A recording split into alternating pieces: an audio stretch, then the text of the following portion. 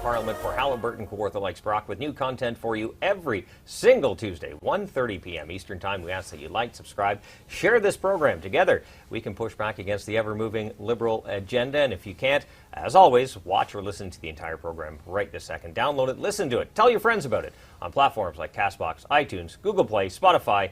You name it, it is out there. Another great show lined up for you today. Justin Trudeau is at it again. We're talking about crime rates. We're talking about Justin Trudeau's soft on crime approach. And we're also talking about his major announcement that happened last week, talking about handguns. And to join in the conversation, we have some returning guests again. We have Raquel Dancho, the Member of Parliament for Kildonan-St. Paul. She's also the Shadow Minister for Public Safety. And right beside her, the beautiful face next to me, it is Glen Motz, the Member of Parliament for Medicine Hat-Cardston-Warner. Warner, sorry, I apologize. And former RCMP officer. So we're joining these two to talk about this very important topic. So maybe, Raquel, we'll lead off with you. Major announcement by Justin Trudeau to go after handguns, but not handguns in the hands of criminals, handguns that are used by responsible, law-abiding firearms owners. I think, Canadians overall, Jamie, I think are learning or hearing more and more about handgun violence in our major cities, and they're growing increasingly concerned about this, as are Conservatives across the country. So the Liberals had an opportunity to announce something that would make a meaningful impact on gun violence across Canada, and they failed to do so. Instead of targeting the issue, which we well know is gun smuggling from the United States, police confirm this time and time again. Toronto police, for example, have confirmed that at least 85% of handguns used in crime in Toronto are illegally smuggled in from the United States. And we know that the vast majority of gun crime in Canada is committed by those who are not legally allowed to own handguns or any kind of firearm and don't legally possess them. So again, we saw an announcement from the Liberals that was not targeting that problem really at all, and that's what's very frustrating for Canadians that want to see meaningful action on gun violence. Yeah, absolutely. So this new ban, if it passes, stops the importation, the sale, the transfer of firearms, and as we were speaking off air, when the last firearms owner dies with a handgun, there should be no legal firearms in Canada. Handgun firearms, yeah. Handguns, yes, sorry. Yeah. So just to correct, I wasn't a member of the RCMP, I was a member of the municipal service. Oh, sorry. Medicine Hat to be example. However, I think as Raquel has said, the rhetoric behind what the Liberals have been trying to do with gun violence in our communities over the last 7 years, and where they've missed the mark so terribly, it seems like they are catering with language to people who aren't aware of the very strict laws we already have in this country. And as you asked in the first question, the targeting of C-21, of the handgun ban, and anything to do with firearms has been focused solely on Canadians, law-abiding gun owners who have never been a problem in this country with creating violence, and they have 3 times less likelihood of committing an offense as a firearms owner than the average citizen in Canada. And so, we have a misguided approach by this government that is focused on the easy. It's lazy government legislation. Yes. When you can go after the low-hanging fruit, if you will, and miss the exact mark of where we're after. The criminals don't follow the rules already. They don't follow the law already. And so by targeting people, who are law-abiding, you have missed the mark. And the sad thing about it is we all want improved public safety. We don't want people shooting up our streets and having lives lost. But this isn't going to help. This isn't going to do anything for it. And that's the sad reality. So we know this as Conservatives, right? We know that the issue is smuggling at the border. We know that gangs are causing a lot of this increased violence. But if I lived in the city, Raquel, you're not too far from Winnipeg, if I'm in Vancouver, Edmonton, Toronto, wherever where these shootings are happening, I just want these shootings to end.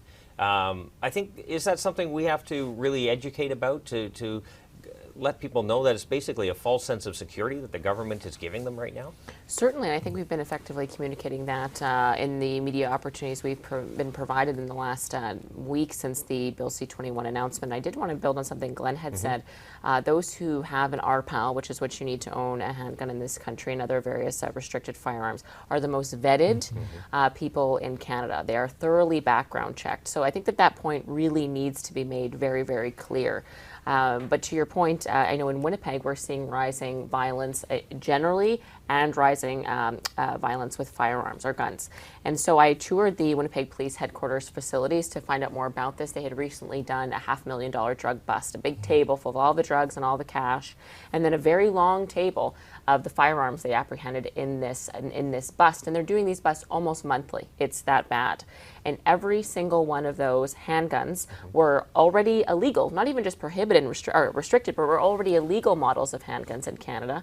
And all of them were smuggled in from the United States. They anticipate some by rail, some by vehicle, and in other parts of the country might be from marine ports of entry. So the police were explaining to me the severity of this and the growing problem. So we need more resources for our hardworking police who put their lives on the line to defend Canadians against gang violence and gun violence, and certainly, obviously, more resources invested in our border security, certainly. And thank you, Raquel. I think building on the resources, we also need legislation. We need the laws that then hold those who commit these offenses to account. And right now, we have Bill C-5, which we talked about off air ahead of time, and what the Liberals are trying to do with this piece of legislation is with C-21, now they're saying we're going to get tough on those who smuggle firearms, and we're going to increase the mandatory maximum from 10 to 14 years. That sounds fantastic.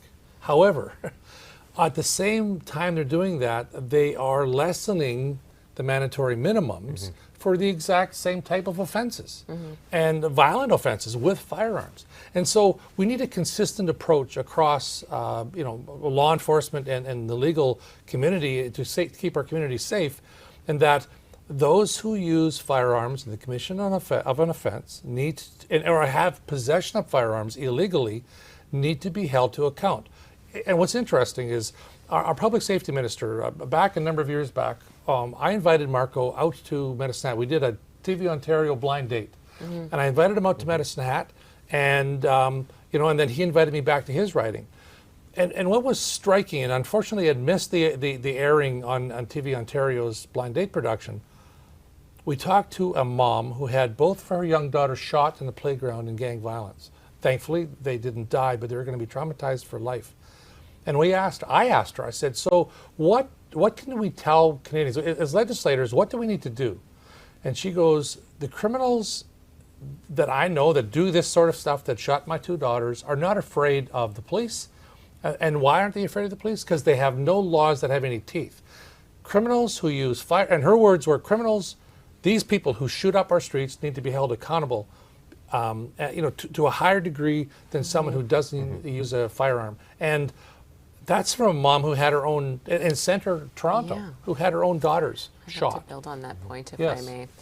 So in part of the issue with Bill C-5, and again, some of these firearm offenses that they're eliminating mandatory prison time for is robbery with a firearm, extortion with a firearm, firing a firearm with the intent to injure. That's shooting at someone. Right? Yeah. Right? Makes no sense. Yeah, we'll no longer have a mandatory prison sentence and have the option to serve house arrest. So now in the instance of the woman that you just mentioned, there may be an opportunity in a similar circumstance where someone has fired a gun at someone in a community that's already vulnerable.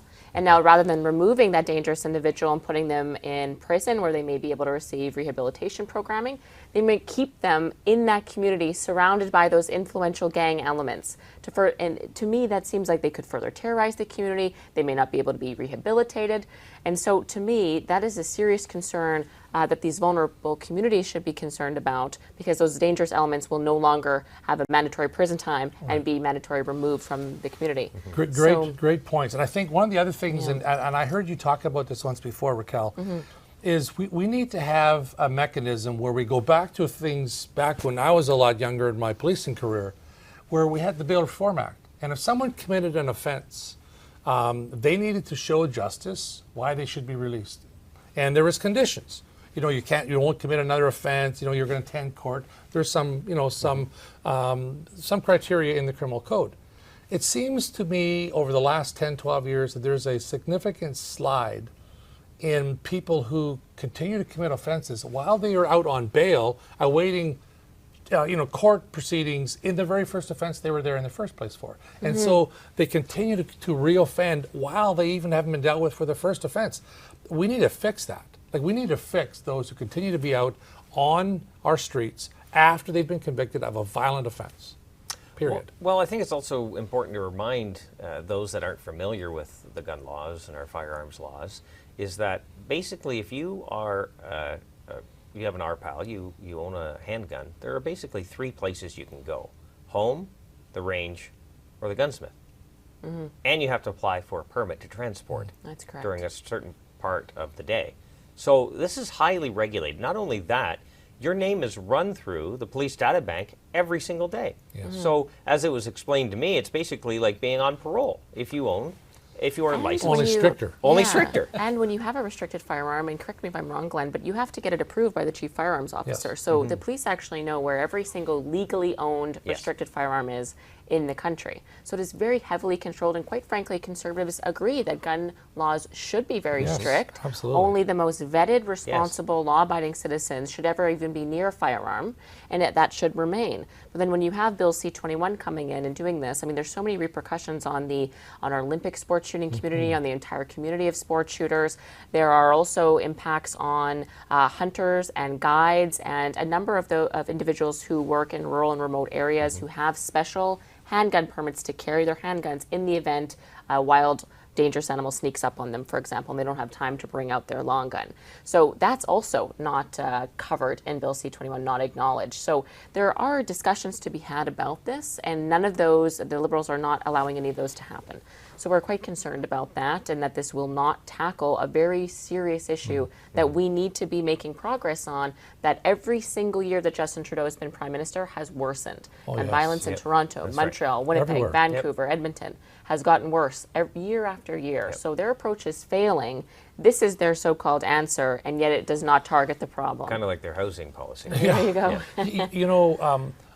We talk about, or the Liberals talk a lot about their red flag laws and how. Yeah, I wanted to bring that up. That was my next C-21, this is going to solve a problem that, we're going to fix this, that those who might, have some violent tendencies or domestic violence or something along those lines are going to be in a position where we can identify them and remove their license and remove their firearms. What they purposefully ignore is that the law, the criminal code, and the Firearms Act currently, and has for decades, allowed the police and the courts to remove firearms. That's I mean, right. I have done it personally over the years. I know, when I was a street supervisor, we did it on a regular basis. If we had a violent situation, domestic violence situation, and the individual might have firearms, we could remove those for safekeeping and then take it to the courts and let them decide based on the disposition of that case. Those things already exist in law. That's right. So for the Liberals to stand on a soapbox and say we're going to solve this problem because we're going to eliminate some risk to public, and we've said all along, Conservatives very much want to ensure that those who have the firearms, it's a privilege to have a firearm, have a PAL and an RPAL, and nobody complains about the higher standard we have to live up to, but don't tell the Canadian public that we're going to solve this problem by doing this when that same issue is already addressed in law currently. And that's the part that's so confusing. Like how do you educate the Canadian public on firearms issues? Like how do you properly educate them? And it's whoever has the loudest voice, I suppose, seems to. And the Liberals right now, this is all for political gain. You said it right at the front end. This is a political posturing by a government that is intent on an ideology not based in evidence. Well, there's a few articles coming out today, specifically in the National Post, that talked about how Justin Trudeau keeps campaigning like he's in the United States on issues that have nothing to do with Canada, that are totally different here in Canada, but yet he's trying to keep the United States model alive for some reason here in Canada. And really, I'm not sure, well, I know why, it's for political gain, but it's not really doing the debate any good. I know, I agree, and I agree with what Glenn had said earlier as well about the red flag laws. All parties agree we need strict rules and laws and police powers to support domestic violence victims and victims of abuse. Those exist now. We welcome the discussion of how we can tighten those up. But again, that's just a very small part of Bill C-21, and we are having those discussions. But Mr. Trudeau, he's really changed his rhetoric from when he was running for leader. You'll probably remember this, when he was saying, oh, guns are an important part of Canadian heritage and our culture, and we'll respect gun owners and all of this. I thought, like, what a great line at the time, and now where's that gone? Absolutely nowhere. And he clearly was lying, or I'm not sure what's going on, but now obviously it's consistently, year over year, attacking a very important part of Canadian heritage that feels like, why are you going after us? We're the law-abiding citizens. The problems are over there in Toronto. Focus your resources on there. And one point I'd like to make on that is that the buyback for the OIC ban that we hear so much about, the Order in Council, that is now 2 years old. They have no idea how they're going to implement this thing, but we know it's going to be in the billions of dollars to implement. This new handgun measure will be very costly as well. They've already spent $920 million on gun control since they've been in office. Gun violence keeps going up. Imagine if all of those resources had been put into police guns and gangs unit to fight gangs, or into border agents and better border security technology. How much of an influence could we have had on reducing gun violence? And then the last thing I'll say about that, if we can invest as well in organizations, grassroots anti-gang organizations in the city of Toronto, like the One by One movement. Marcel's a wonderful Marcel man. Wilson, hard criminal, did his time, rehabilitated himself, and now saves young people, primarily young men, from a life of gangs and crime. These are the types of people we need to be empowering. These are the organizations that will have a long-term impact on saving lives, not just the gang members themselves that can be pulled out of that life, but all those that they negatively impact. Those are areas that we can invest in to actually make meaningful reductions in gang violence and gun violence. Jamie, you asked the question about why is it that it seems that the Prime Minister is modeling himself after American politics, right? He has used consistently. And in 2017, I can't remember exactly what the tragic event was, but he has used events primarily in the United States as a backdrop, shamelessly as a backdrop to his own legislations. And then, unfortunately, in Canada, we've had, we've had some of our own tragedies, and it's always on the backs of those that they try to score political points. And it's not about political point. It's about keeping Canadians safe. Conservatives have been consistent in this message. We need to ensure that those who commit offenses with firearms are held accountable, period. And if we do that in the most efficient and effective way possible, we will improve public safety. Talking about it, going after licensed firearm owners is not the solution to that problem. Yeah, I couldn't agree with more. We have gone, as always, way over time. So, as you know, the guests always get the last word, so I will turn it over. We will probably start with Glen, since I let Raquel go first. So, Glen, the floor is yours. You get to close it out. Well, a couple things. One, I got to say, Raquel has really grabbed on to this critic role in public safety, and she's doing an amazing job of understanding the issues and working well, with colleagues and those in the industry. One of the things that we haven't touched on in this conversation today yet is the fact that the handgun, and if we're just talking handguns and firearms, the impact that it'll have on thousands of businesses and jobs across this country, and it has always impacted that, separate from firearm owners. Those who own gun shops and gunsmith shops and all those sort of things will be negatively impacted by this legislation as well. And we have to keep that in mind. As the criminals carry on. Yeah, criminals will continue. Criminals will continue to be criminals, and there are just like anything else, the Liberals, they would rather you not use it if there's something they disagree with, whether it be fossil fuels, whether it be firearms, that kind of thing. They got to tax it. Absolutely. That's right. Raquel, you get your chance to close this this was out. a great discussion. Thank you for having us on. This is a very topical, and Canadians are very concerned about the rising crime they're seeing in their cities under Justin Trudeau's lack of leadership on this. And one thing we didn't touch on was how tightly related gun violence is to drug trafficking. Yes, Smuggling drugs across the border. We're seeing thousands, particularly young people, die of opioid, fentanyl, carfentanil. One thing we haven't mentioned is that in Bill C-5, mandatory prison time for drug traffickers will be eliminated. These are people that are responsible for killing thousands of young Canadians with the drug traffic, with fentanyl and carfentanil. That's closely related. Gangsters want to protect their drug territory, and they use guns to do it. And those are. I just want to make the point that those are so tightly related. We cannot talk about reducing gun violence unless we're also talking about attacking the illegal drug trafficking trade. It's very, very concerning. This is a growing problem. The Liberals have spent more money than any government ever in history. That is not something that holds them back if they wanted to make a meaningful reduction on this gang and criminal and gun activity. They should be investing more money in border security and police guns and gangs unit and anti-criminal organizations that run at the grassroots level that really focus on young people. Those are three areas. I will keep talking about them until I'm blue in the face, but if you want to solve this issue, that's where you have to focus. Well, it looks like most governments, they say, we're doing something. Hey, look, we're doing something. Right. Is it working? Yeah. I don't know, but we're Don't doing ask us whether something. it's Yeah, working. don't ask that. We're spending lots of money. Yeah.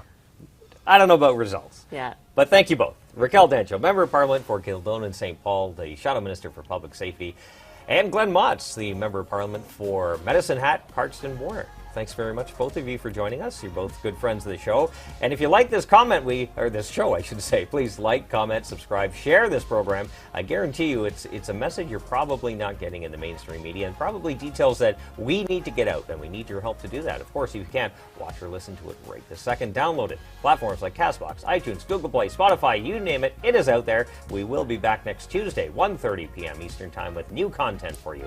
As always, remember, low taxes, less government, more freedom. That's the blue.